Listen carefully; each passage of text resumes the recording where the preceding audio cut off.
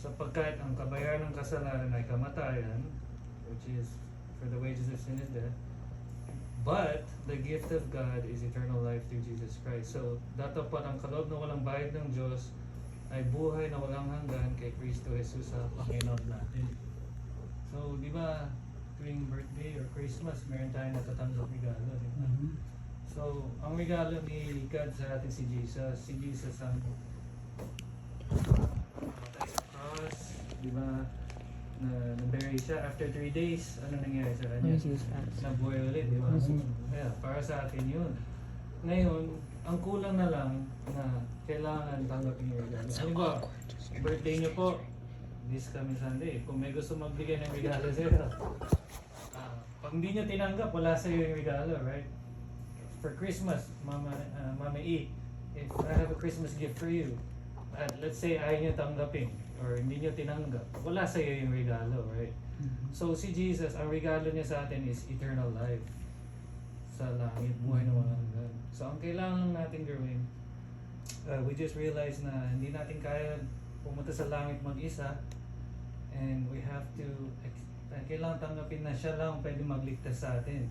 Siya lang pwede magbuhay sa atin sa langit. So kailangan tanggapin lang natin si Jesus. Once matanggap mo si Jesus, yun, automatic gagawin kang anak ng Diyos. So para na tayong siya yung ama natin for life, and nakalagay dito eternal life. So buhay na walang hanggan. Gaano katagal ang buhay na walang hanggan? Walang katapusan. So si God nagsabi niyan, hindi ako. Bible din nagsabi. So ang nakalagay dito.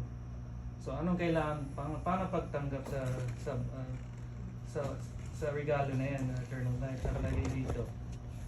Romans 10:9.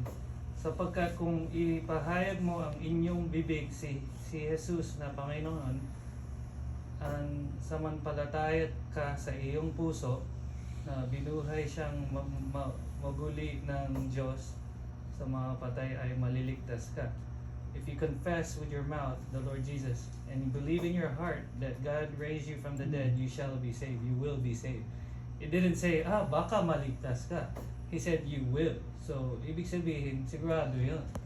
So, kaya nakalagay sa Romans 10:13, for whosoever shall call upon the name of the Lord shall be saved, will be saved. Hindi yung baka ma-save, nakalagay will.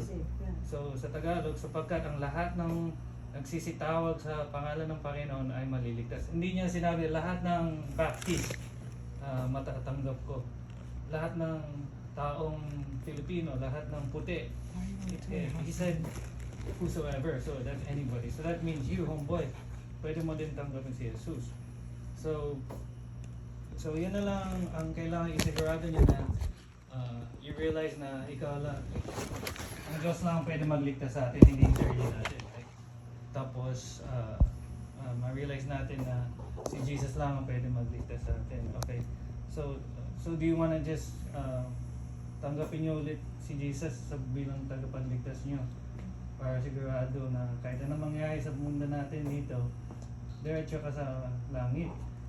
Wala ka ng pain, wala ka ng, at makikita mo lahat ng mahal mo sa buhay ulit.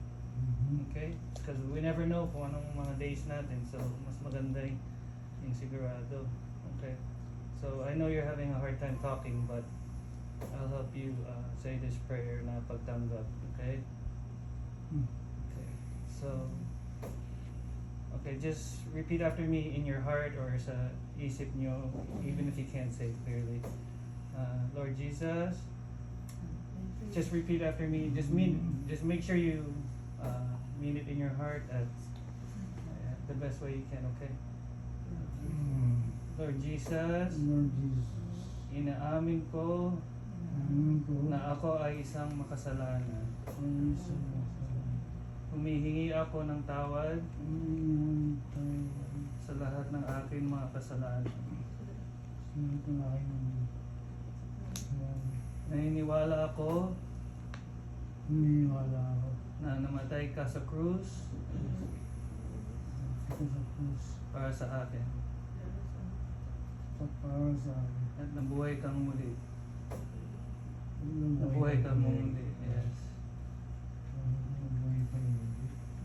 Lord, pumasok ka ngayon Ay, pumasok ko na ako. sa puso ko. At bilang aking Panginoon at tagapagligtas.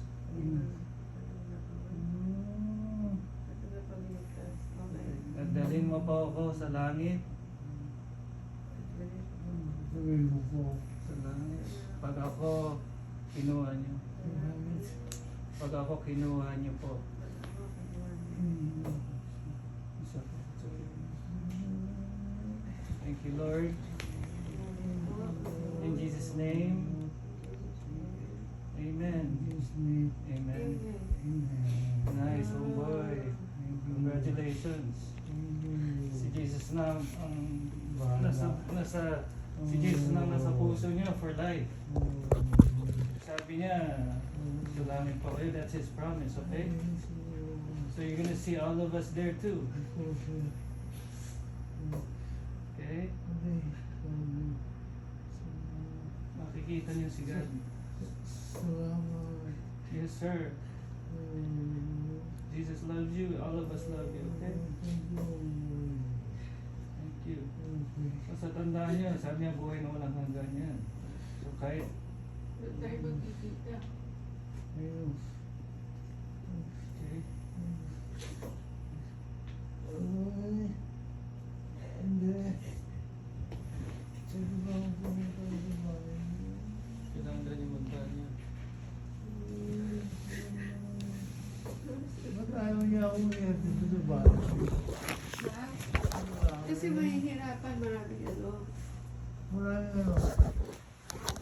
Isa lang yung Matawag ako ng nurse. Ay.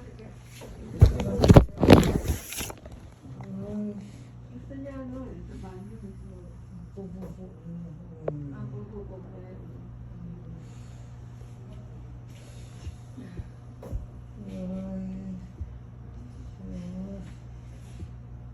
Wala na talaga.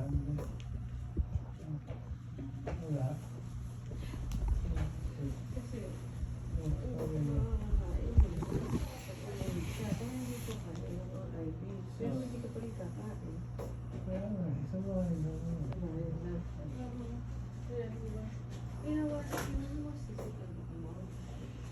Did you get it ready? Yeah. The nurse told me to use the bedside That's the commode first time just you heard me because speak of Tagalog, huh? Like he that? has so many stuff going around.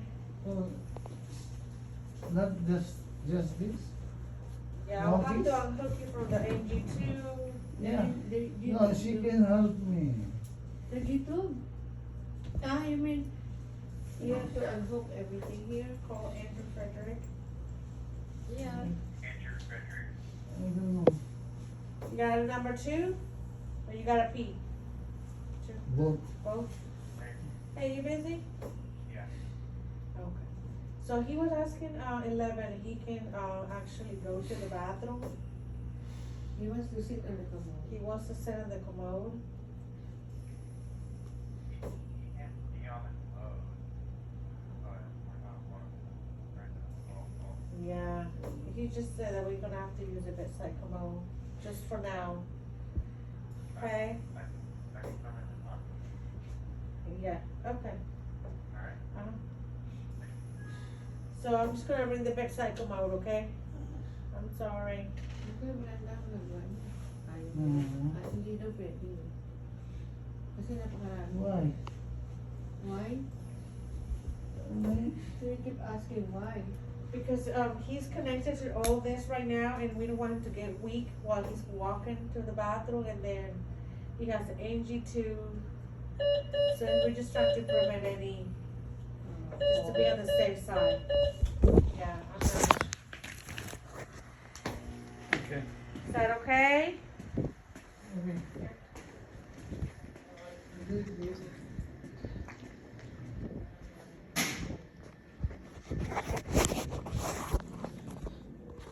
Oh shoot. I'm still recording.